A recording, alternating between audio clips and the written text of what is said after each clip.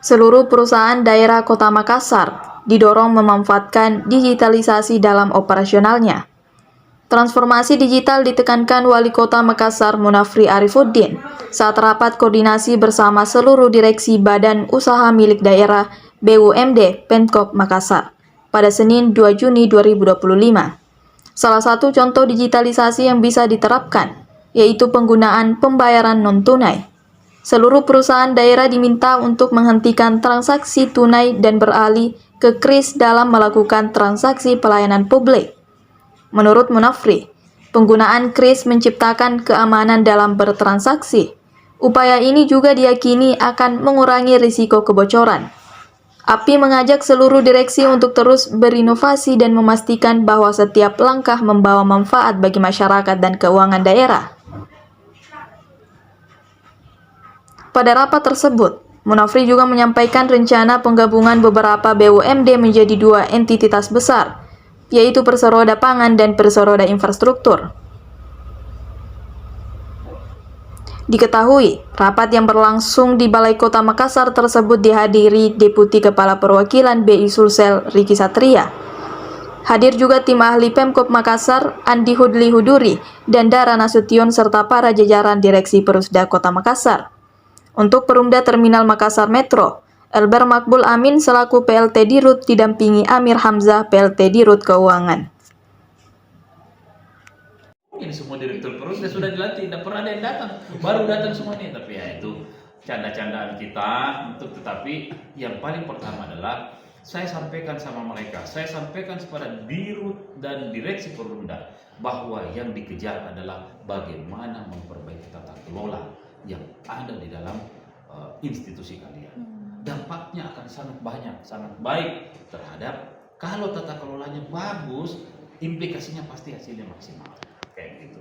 Nah, itu saya. Kedua, tadi hadir juga Pak Riki, Deputi dari Bank Indonesia Sulawesi Selatan untuk merespon yang namanya digitalisasi di dalam Perusda supaya benar-benar penggunaan cashless ini bisa berjalan maksimal. Okay. Pak, melihat 1 bulan mereka berjalan bekerja bagaimana Pak? Lumayan, saya secara ini belum saya panggil satu-satu, kita akan panggil satu-satu untuk memaparkan apa yang menjadi progres dan apa yang menjadi planningnya untuk kita pastikan. Tapi ada beberapa yang kita lihat sudah ada proses peningkatan yang ada di tempatnya. Itu Pak, ini kan statusnya masih pelaksana tugas. Masih pelaksana tugas. Jadi masih akan dievaluasi Pak. Pasti. Ya. Jangan terlalu Tadi itu membahas mengenai digitalisasi.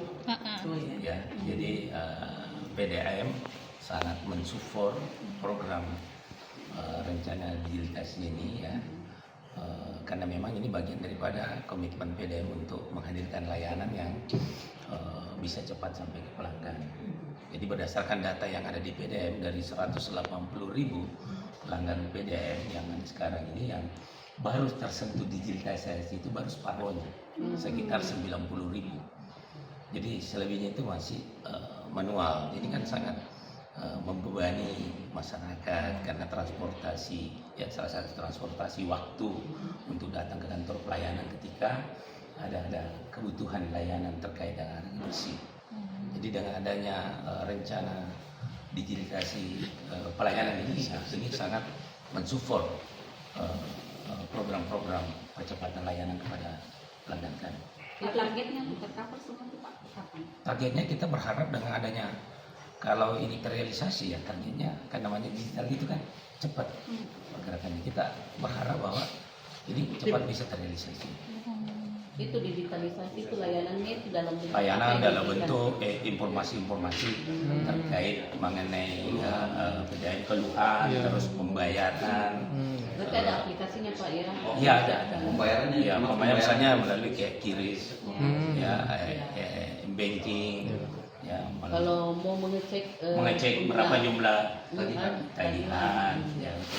Itu ada aplikasi disiapkan PDAM? Ini sebenarnya sudah ada aplikasinya dari dulu, cuma belum tersosialisasi dan termanfaatkan dengan baik. Ya, jadi ini kita mau coba untuk kembali memaksimalkan digitalisasi yang ada di PDAM, mensinergikan dengan apa yang ada di Bank Indonesia, program yang ada di Bank Indonesia.